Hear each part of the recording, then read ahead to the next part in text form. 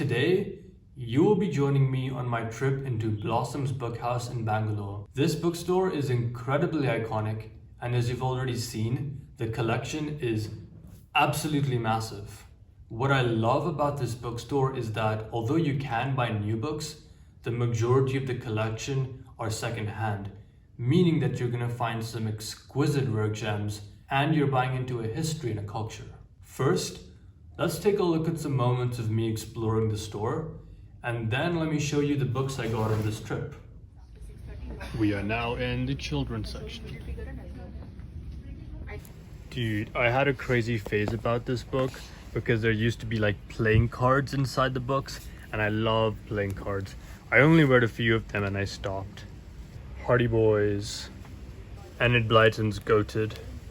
Dude, look how many books she's written. Crazy stuff. Yo, we got the boys right here. This is the stuff. This book is the childhood of so many kids of our generation. I don't think I've actually read this one though. Damn, I didn't realize how many books there are. I stopped reading over here. I haven't read any of these. This is also a massive throwback to childhood. Grimmy. We got all the Tinkles. Yo, check out all this Naruto stuff. Spy Family has quickly become one of my favorite animes. I'm reading the latest episode which is out on Spy Family.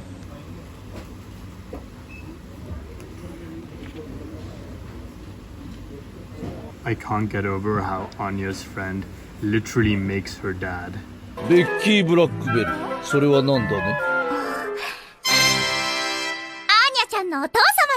ドイドフォージャー。 I'm studying Japanese in college, so maybe I should pick up one of these.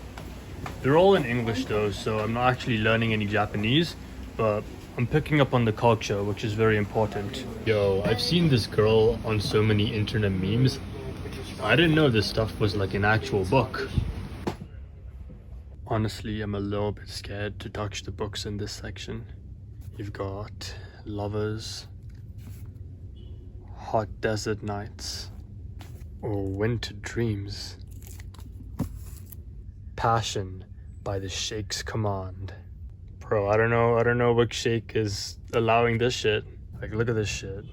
Keep in mind, these are second-hand books. So like, people use these books and then donate them. All these books are just way too steamy for me. I think I'm looking for something wholesome and chill and fun. Alright, what I'm gonna do is I'm gonna close my eyes, just walk and then randomly point to a book, and I'm gonna pick up that book.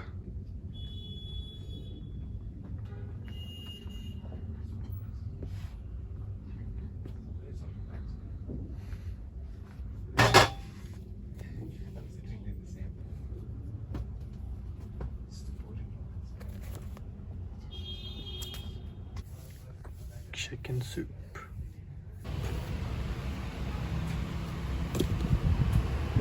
This section right here is my favorite. It's got books about various different religions. You have stuff regarding the Bhagavad Gita, many copies of the Bhagavad Gita, another one, some books about Jesus, loads of books about Islam.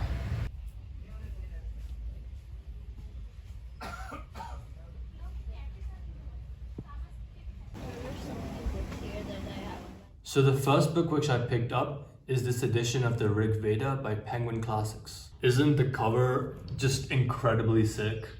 It's supposed to be Agni, the god of fire. So the Rig Veda is the first and oldest of the Vedas, which are a collection of ancient Sanskrit texts which form the foundation of Hinduism. The Rig Veda in particular is mostly focused on hymns and rituals, which is going to be fascinating to read about. I'm really excited to learn more about the early Vedic people and their culture, who form one of India's oldest civilizations. I like how in this text you have the English translation of the original verses, as well as the author's commentary and discussion for our understanding. The original text of the Rig Veda has over 1,000 hymns, but this is just a collection of 108 of them. Damn, what's pretty interesting is in this Rig Veda, there are descriptions and discussions of certain animal sacrifices. Like, look at this. The sacrifice of the horse. Damn. This text was written over 3,000 years ago, so. All right. So the next book I picked up in the religion section is called Jesus.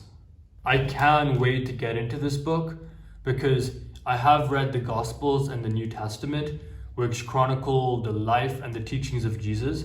But in this book, the author Michael Grant, who is a historian, goes into the stories behind the Gospels and gives more of a historical and a scholarly analysis behind them.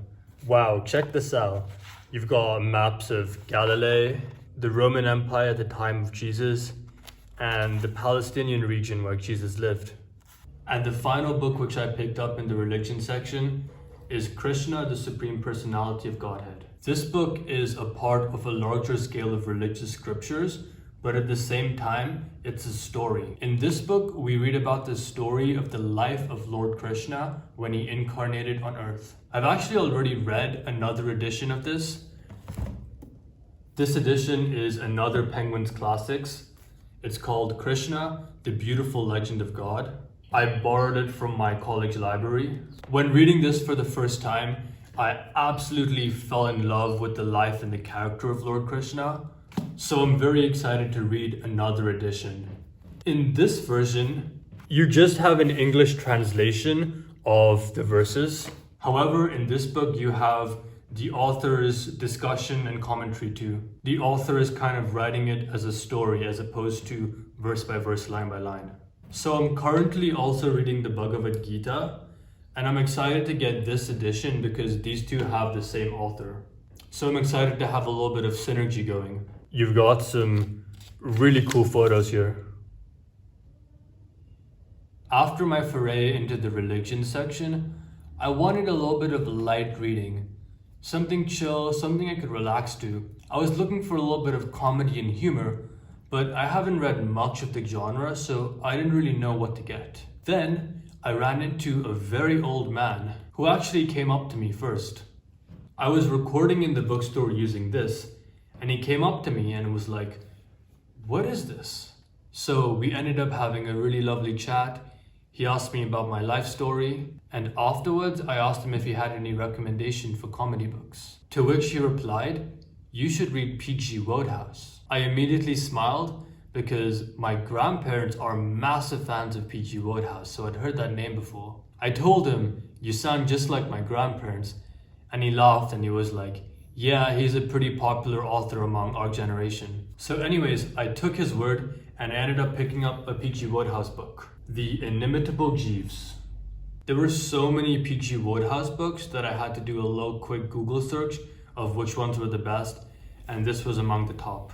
When I was around 10 or 12, I did read a little bit of P.G. Wodehouse, but I never got past a couple chapters because the writing style was just way above my head. This book was written in the 1920s and it's in a very particular old British style of comedy. However, I'm hoping that now I'm a little bit older, I can appreciate it a bit more and hopefully really get into this book. The next book I picked up was in the romance section, and it's called Flyboy by Victoria Leigh. It seems like this Love Swept is a collection of different love stories by different authors, and this is number 601. This blurb, by the way, is absolutely hilarious. Matt, a daring Air Force pilot whose touch made her go up in flames. He pulled the beautiful redhead into the plane, then took off moments ahead of a raging typhoon. But Lieutenant Colonel Matt Cooper felt widely buffeted by a storm of desire. He'd rescued Jennifer Delaney from a tiny Pacific island, but what he really wanted was to save the enticingly sexy woman for himself. He wanted her to smooth his rough edges. Okay, I'm done reading this.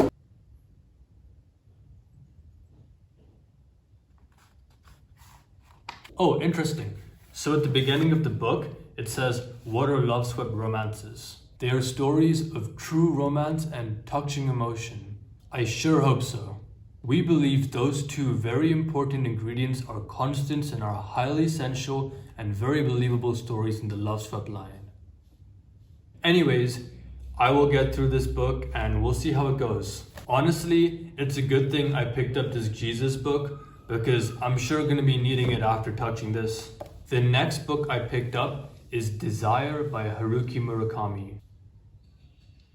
Murakami is a sick Japanese author. I studied a little bit of him in a writing class I took in college, and I also learned a bit more about him in a Japanese class I'm taking in college. From the blurb, this seems really interesting. You've just passed someone on the street who could be the love of your life, the person you're destined for. What do?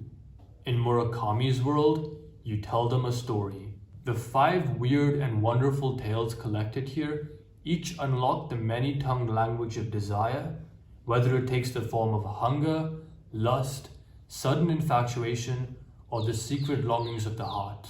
So this book is also a little bit steamy, but it's gonna be a more cultured and intellectual steamy. At least I hope so.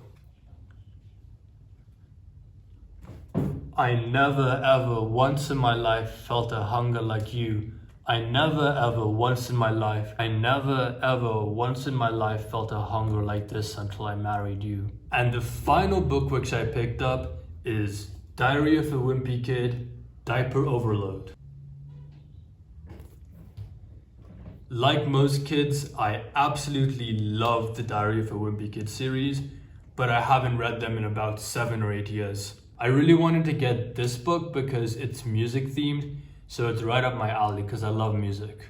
Greg Heffley is finding out that the road to fame and glory comes with some hard knocks. So in this book, it seems like Greg is tagging along with his older brother Roderick and trying to help out their band. Can Greg help Loaded Diaper become the legends they think they are? The legends they think they are? Come on. Everybody knows they're already legends. We are Loaded Diaper!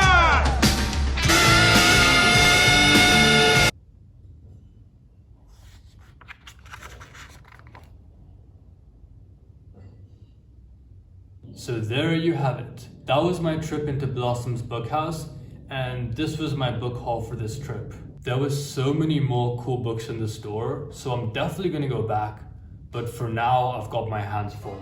I will try to get through all these books as quick as possible, and maybe I'll do a book review sometime. Thanks for watching. Explode!